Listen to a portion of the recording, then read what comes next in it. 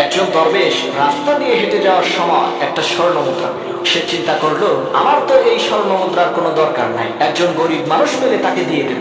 এই ভেবে দরবেশ সামনের দিকে হাঁটা শুরু করলো। এমন সময় সে দেখতে পেল বিশাল বড় এক অশ্বারোহী বাহিনী নিয়ে অস্ত্রে শস্ত্রে সজ্জিত হয়ে সে রাজ্যের রাজা কোথায় যেন যাচ্ছে। সে রাজা দরবেশকে দেখে বলল, হুজুর, আমাদের জন্য দোয়া করবেন, আমরা যুদ্ধে যাচ্ছি। তখন সেই দরবেশ স্বর্ণ মুদ্রাটি রাজার হাতে দিয়ে বলল, রাজা মশাই, এই স্বর্ণ মুদ্রাটি আপনি রাখেন। তখন রাজা অবাক হয়ে বলল, এই বিশাল সাম্রাজ্যের রাজা আমি, সামান্য একটি স্বর্ণ মুদ্রা দিয়ে আমি করবোটা কি? তখন দরবেশ বলল, এই ছবিটি সুন্দর মনে করলে লাইক সাবস্ক্রাইব করে দিবেন, আর সুন্দর মনে না করলে লাইক সাবস্ক্রাইবের দরকার নেই। আমার মনে হয় এই স্বর্ণ মুদ্রাটা আপনার খুব প্রয়োজন, কারণ এত বড় সাম্রাজ্য থাকার পরও আপনি সন্তুষ্ট না, আরো একটা রাজ্য দখল করতে যাচ্ছেন। তখন রাজামশাই বুঝতে পারলো, সত্যিই তো এই দরবেশের কাছে কিচ্ছু নাই, একটা স্বর্ণ মুদ্রা কুড়িয়ে পেয়েছে, তাও সে দান করে দিচ্ছে। সে তো আমার চাইতেও বড় রাজা।